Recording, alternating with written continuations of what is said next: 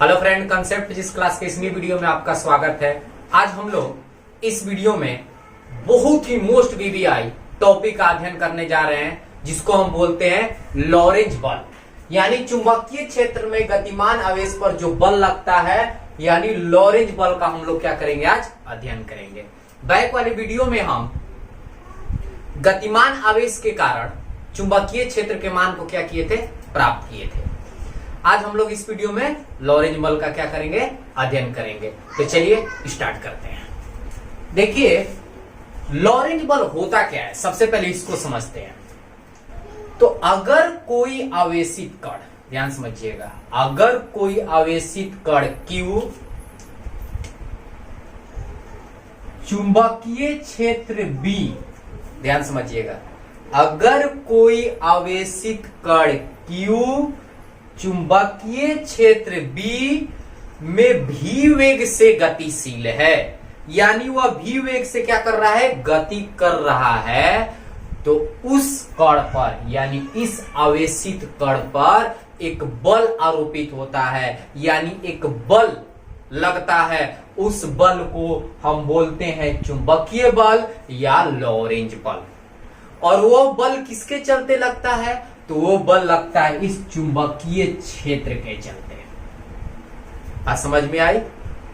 आगे हम इसी में पढ़ेंगे कि जब आवेशित कण पर, जो ये आवेशित कण है, इसको विद्युतीय क्षेत्र और चुंबकीय क्षेत्र जब दोनों की उपस्थिति में रख दिया जाए, यानी वहां विद्युतीय क्षेत्र भी है, वहां चुंबकीय क्षेत्र भी है, तो देखिए चुंबकीय क्षेत्र भी उस आवेश पर बल लगाएगा और विद्युतीय क्षेत्र भी उस आवेश पर बल लगाएगा। अभी हम पढ़ रहे हैं केवल मैग्नेटिक फील्ड के लिए, यानी जब चुंबकीय क्षेत्र रहेगा तब लॉरेंज बल की मान कितनी होगी। ठीक है, तो लॉरेंज बल का एक छोटा सा डिफिनेशन है, उसको हम सबसे पहले नोट कर लेंगे। इसके बाद हम आपको बताते हैं कि ये किन किन बातों पर डिपेंड करता है, यानी लॉरेंज बल किन किन बातों पर डिपेंड करती है। तो चलिए आइए स्टार्ट करते हैं। तो देखिए क्या लिखे हुए हैं, कोई आवेशित कण Q चुंबकीय क्षेत्र B में भी वेग से गतिशील है, तो उस कण पर एक बल आरोपित होता है, उसे चुंबकीय बल या लॉरेंज बल कहा जाता है। अब जैसे मान लेते हैं कि चुंबकीय क्षेत्र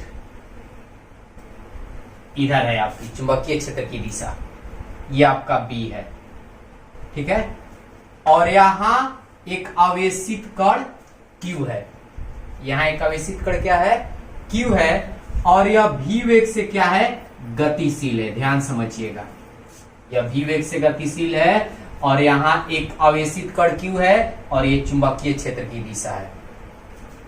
तो यहां जो एंगल बन रहा है वो मैं मान लिया कितना बन रहा है, थीटा बन रहा है। तो यहां इस बात को आप ध्यान दीजिएगा कि इस आवेश पर जो बल आरोपित होता है, जिसको हम F से इंडिकेट कर रहे हैं, ध्यान समझिएगा, यह मुख्यतः तीन बातों पर डिपेंड करता है। इस चुंबकीय क्षेत्र द्वारा इस आवेश पर लगने वाला जो बल होता है, वह चुंबकीय क्षेत्र के क्या होता है, समानुपाती होता है।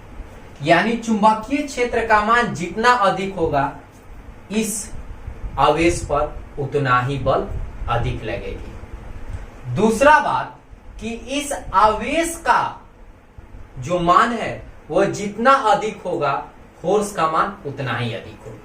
यानी छोटा चार्ज लेंगे तो फोर्स का मान कम होगा, बड़ा चार्ज लेंगे तो फोर्स का मान अधिक होगा। तो पहला बात हो जाएगा आपका F समानुपाती Q, यानी यह चार्ज पर डिपेंड करता है कि चार्ज का मान बड़ा है कि छोटा है। चार्ज का मान जितना ही बड़ा लीजिएगा, बल का मान उतना ही अधिक होगी। इसको हम मान लेते हैं इक्वेशन नंबर फर्स्ट, ध्यान समझिएगा। दूसरी बातें जो है, यह चुंबकीय क्षेत्र के मान पर भी ये क्या करता है, डिपेंड करता है। यानी चुंबकीय क्षेत्र का मान जितना ही अधिक होगा, इस आवेश पर फोर्स उतना ही क्या होगी, अधिक लगेगी। Equation number 2। अब तीसरा जो होता है वह समानुपाती होता है भी, F समानुपाती भी साइन थीटा। इसको इक्वेशन नंबर क्या मानेंगे, 3। अब यहां एक क्वेश्चन उठेगी कि ये भी साइन थीटा क्या है। क्वेश्चन उठेगा ना कि ये भी साइन थीटा क्या है। तो ध्यान समझिएगा, भी साइन थीटा को हम समझा रहे हैं। जैसे बैक वाले वीडियो में हम अध्ययन कर चुके हैं कि ये मेरा एक्सिस हो गया, ये एक्स, ये वाई, ध्यान समझिएगा, और ये कोई वेक्टर है, मैं मान लेता हूं बी वेक्टर, और यहां एक एंगल बन रहा है थीटा। तो हम लोग बैक वाली वीडियो में पढ़े हैं कि थीटा के सामने जो घटक होता है वो घटक क्या होता है, कॉस, और विपरीत जो घटक बनता है वो क्या होता है, साइन। तो इस पर जो घटक होगा क्या होगा, बी वेक्टर कॉस थीटा, और इस पर जो घटक होगा वो क्या होगा, बी वेक्टर साइन थीटा, क्योंकि इसके अपोजिट साइन बनता है और इसकी ओर जो बनता है वो क्या होता है, घटक कॉस। तो इसी तरह यहां हम ध्यान से समझिएगा, ठीक है, ये भी है और यहां देखिए थीटा एंगल, यहां थीटा एंगल। तो थीटा के सामने इस लाइन पर घटक क्या होगी, तो हम क्या लिखेंगे, भी कॉस थीटा, और इसके अपोजिट इस पर क्या होगी, तो भी साइन थीटा। बात समझ पा रहे हैं। अब इसमें भी कॉस थीटा को क्यों नहीं लिया गया, तो चुंबकीय क्षेत्र का जो घटक लंबवत होते हैं वही लिया जाता है, वही बल के समानुपाती होती है। फैक्ट बातें हैं, आपको याद रखना होगा। तो ये जो है चुंबकीय क्षेत्र के समानांतर है, ध्यान देखिएगा, भी कॉस थीटा चुंबकीय क्षेत्र क्या है, समानांतर है। लंबवत कौन है, भी साइन थीटा, इसलिए एफ समानुपाती क्या होता है, भी साइन थीटा। भी क्या है, उस आवेशित कण का वेग है। बात समझ पा रहे हैं। तब यहां से लिखेंगे समीकरण 1, 2 तथा 3 से। जब समीकरण 1, 2 तथा 3 से चलेंगे तो एफ समानुपाती क्या आएगा, क्यू बी भी साइन थीटा हो गया। और फिजिक्स में इस समानुपाती के चिन्ह को हटाने के लिए हमें पता है कि एक कांस्टेंट राशि का उपयोग किया जाता है। तो यहां कांस्टेंट राशि का उपयोग कर रहे हैं हम के, एफ बराबर के, ठीक है, क्यू, और इसको सजा देते हैं, भी को आगे कर दिए, क्यू भी बी साइन थीटा। कोई दिक्कत। अब यहां से लिखेंगे यहां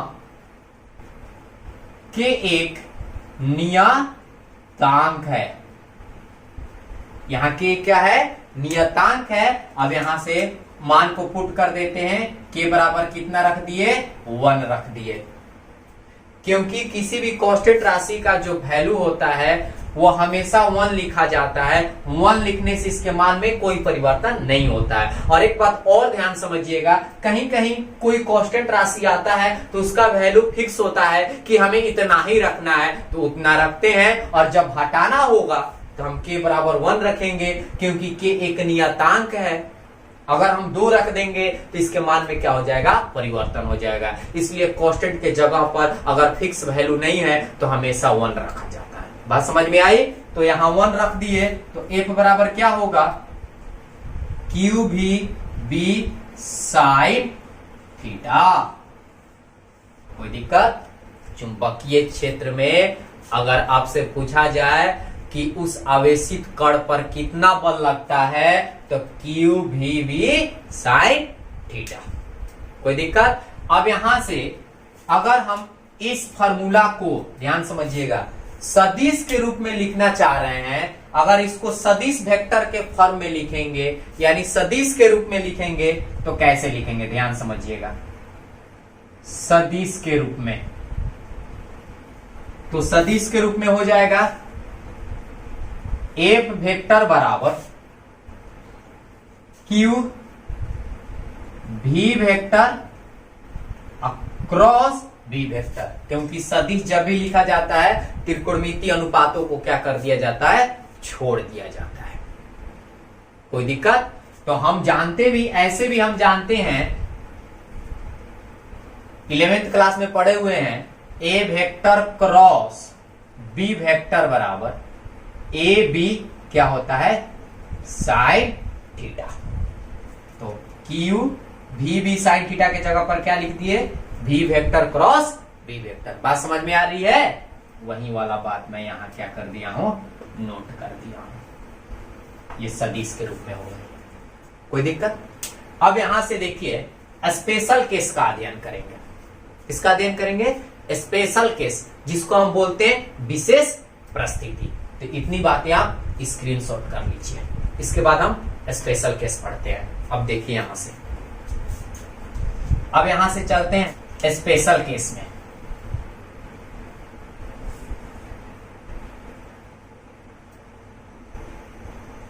स्पेशल केस जिसको हम बोलते हैं विशेष परिस्थिति। स्पेशल केस में पहला जो केस है वो क्या कह रहा है कि अगर चुंबकीय क्षेत्र के दिशा में ही जो Q आवेशित कण है उधर ही क्या कर रहा है, गति कर रहा है। इसका कहने का अर्थ यह हुआ कि चुंबकीय क्षेत्र इस प्रकार जा रही है, यह आपका B वेक्टर है, ध्यान समझिएगा। और जो कण है उसकी जो गति है वो भी चुंबकीय क्षेत्र के दिशा में है, और कितना वेग से जा रहा है, v वेग से जा रहा है। बात को समझिएगा, यानी जिधर चुंबकीय क्षेत्र की दिशा है उधर ही आवेशित कण जा रही है। तो दोनों की डायरेक्शन किधर हो गया, एक तरफ हो गया। तो हम जान रहे हैं कि अगर आपकी चुंबकीय क्षेत्र की दिशा इधर है और वो आवेशित कण v वेग से चुंबकीय क्षेत्र के दिशा में ही जा रही है, तो एंगल कितना बनेगा, जब दिशा एक ही रहता है तो एंगल कितना बनता है, 0 डिग्री। जब एंगल 0 डिग्री बनेगा तो आपका फोर्स का मान क्या होगा, तो एक बराबर सूत्र क्या आया है, क्यू भी बी साइन थीटा। अब यहां से रखेंगे क्यू भी बी साइन थीटा की जगह 0 डिग्री। जब हल करेंगे तो ये क्या हो जाएगा, 0 हो जाएगा। यानी साइन 0 डिग्री का मान 0 होता है, और जब 0 रखकर क्यू भी बी में मल्टीप्लाई करेंगे तो इसका आंसर 0 आ जाएगा। यानी इसका कहने का अर्थ यह हुआ कि चुंबकीय क्षेत्र के दिशा में अगर वो आवेशित कण जाएगा तो उस पर चुंबकीय क्षेत्र कोई भी बल नहीं लगाएगा। यानी मैग्नेटिक फील्ड उस आवेशित कण पर एक भी बल नहीं लगाता, यानी बल का मान क्या हो जाता है, 0 हो जाता है। दूसरा स्पेशल केस में आइए, ध्यान समझिएगा। देखिए दूसरा स्पेशल केस क्या कह रहा है कि चुंबकीय क्षेत्र ये वाला हो गया और जो आवेशित कण है इसके विपरीत जा रहा है v वेग से। पहला केस में दोनों की दिशा एक तरफ थी, दूसरा केस में दोनों की दिशा एक दूसरे के क्या हो गई, अपोजिट हो गई। तो यहाँ थीटा कितना बनेगा, हम लोग बैक वाले वीडियो में पढ़ चुके हैं कि अपोजिट आता है तो थीटा का मान 180 डिग्री होता है। तो जब थीटा का मान 180 डिग्री हो गया तो लॉरेंट बल की सूत्र कितनी हो जाएगी, यानी F कितना हो जाएगा, तो क्यू भी बी साइन थीटा बराबर क्यू भी बी, समझ पा रहे हैं, साइन 180 डिग्री और साइन 180 डिग्री का मान भी 0 होता है, तो टोटल फोर्स भी क्या हो जाएगा, 0 हो जाएगा। बात समझ में आ रही है? यानी चुंबकीय क्षेत्र के दिशा में अगर वो आवेशित कण जाएगा तभी चुंबकीय क्षेत्र उस आवेशित कण पर कोई एक भी बल नहीं लगाएगा, यानी चुंबकीय क्षेत्र के द्वारा उस आवेशित कण पर कोई बल नहीं लगेगी। जब एक दूसरे के विपरीत होगा तभी चुंबकीय क्षेत्र के द्वारा उस आवेशित कण पर बल नहीं लगेगी। तीसरा केस में जा रहे हैं, ध्यान समझिएगा। ये आपकी चुंबकीय क्षेत्र हो गई, ध्यान समझिएगा। ये आपका बी वेक्टर, अब इसके लंबवत कोई आवेशित कण जा रहा है v वेग से, तो यहां एंगल कितना बना, 90 डिग्री। थीटा का मान 90 डिग्री होगा ना। देखिए एक ही दिशा में जाए थीटा 0 डिग्री, विपरीत जाए 180 डिग्री, लंबवत हो गया तो 90 डिग्री। जब 90 डिग्री हो गया तो आपका f का मान कितना होगा, तो f बराबर हो जाएगी क्यू भी बी साइन 90 डिग्री, और साइन 90 डिग्री का मान 1 होता है क्यू भी बी, और यहां लिख देंगे एफ मैक्सिमम क्यू भी बी। अब यहां एफ मैक्सिमम क्यों लिखे, क्योंकि हम जानते हैं कि साइन 90 डिग्री पर साइन का सबसे महत्तम मान होता है जिसको हम 1 बोलते हैं। साइन का महत्तम मान कितने डिग्री पर प्राप्त होता है? 90 डिग्री पर। तो 90 डिग्री पर जो फोर्स है उस आवेशित कण पर चुंबकीय क्षेत्र जो लगा रहा है वह सबसे अधिकतम लगाएगा। तो यहां से क्वेश्चन उठेगी कि चुंबकीय क्षेत्र किसी आवेशित कण पर महत्तम फोर्स कहां लगाता है?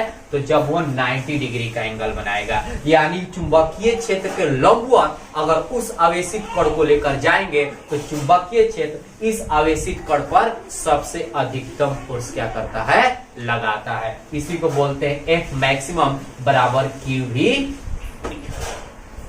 कोई दिक्कत? तो ये इनकी स्पेशल केस है। तो इतनी बातें आप नोट कर लीजिए। इसके बाद हम लोग पढ़ेंगे कि अगर उस आवेशित कण को यानी चुंबकीय क्षेत्र के साथ साथ विद्युतीय क्षेत्र की उपस्थिति हो तब उस आवेशित कण पर कितना बल लगेगा। इतनी बातें आप स्क्रीनशॉट कर लीजिए। अब देखिए आगे बढ़ते हैं। अगर चुंबकीय क्षेत्र के साथ साथ विद्युतीय क्षेत्र हो, इसके बैक हम पढ़े कि केवल चुंबकीय क्षेत्र हो तो लॉरेंज बल का मान कितना होगा। अब क्वेश्चन कह रहा है कि अगर चुंबकीय क्षेत्र के साथ साथ विद्युतीय क्षेत्र भी हो तो उस आवेशित कण पर कितना बल आरोपित होंगे। तो पहली बात यह है कि अगर उस आवेशित कण को विद्युतीय क्षेत्र और चुंबकीय क्षेत्र दोनों में रखा जाएगा तो चुंबकीय क्षेत्र भी उस आवेशित कण पर बल आरोपित करेगा और विद्युतीय क्षेत्र भी उस आवेशित कण पर बल आरोपित करेगा और दोनों को जोड़ देंगे, जो वैल्यू आएगी टोटल फोर्स का मान हो जाएगा। ठीक है, तब यहां से इसको लिख रहे हैं। अगर आवेशित कण Q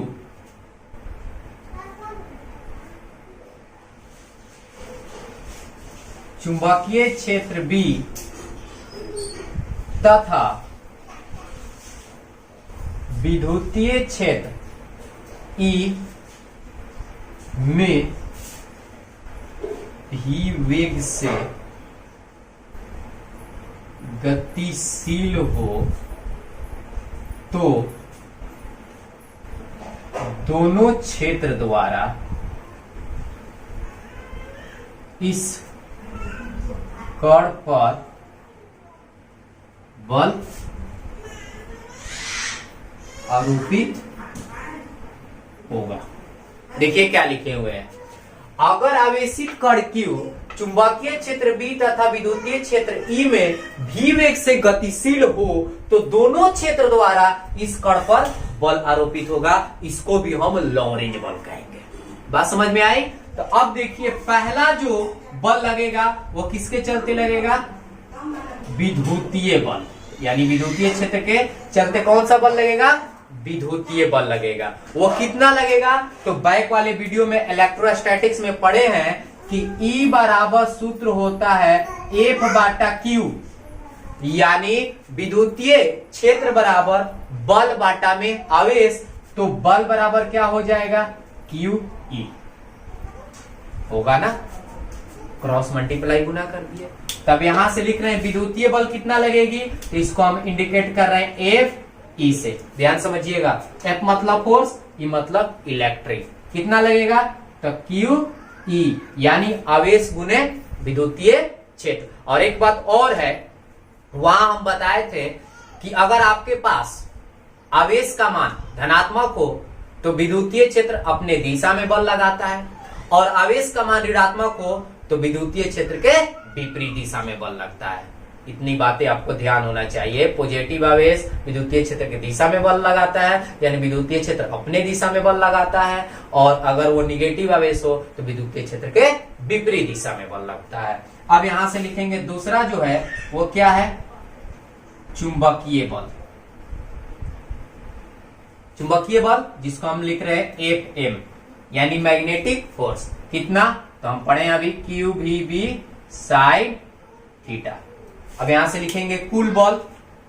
कुल बल F बराबर क्या होगा? तो विद्युतीय क्षेत्र में जितना फोर्स लग रहा है और चुंबकीय क्षेत्र में जितना फोर्स लग रहा है, दोनों को क्या कर देंगे?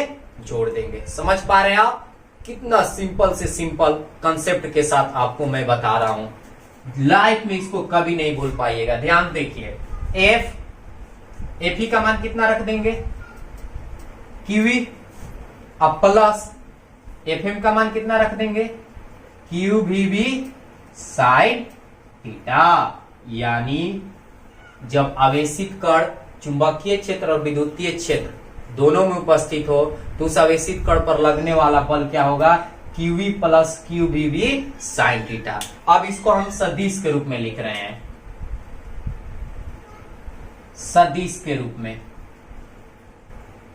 तो सदिश के रूप में कितना होगा, तो यहां लिखेंगे एफ वेक्टर, कोई दिक्कत, दोनों में से क्यू को क्या कर देते हैं कॉमन, तो ये आपका हो जाएगा ई वेक्टर, अब प्लस जब ये बाहर होगा तो वीवी, और वीवी को वेक्टर में कैसे लिखते हैं, v vector cross b vector, v vector cross b vector, और साइन थीटा ये त्रिकोणमितीय अनुपात है, इसको क्या कर दिए, छोड़ दिए, कोई दिक्कत। तो सदिश के रूप में लॉरेंज बल का ये सूत्र हो जाएगी। ये कब का है, जब वह आवेशित कण दोनों क्षेत्र में उपस्थित हो, विद्युतीय क्षेत्र और चुंबकीय क्षेत्र दोनों में।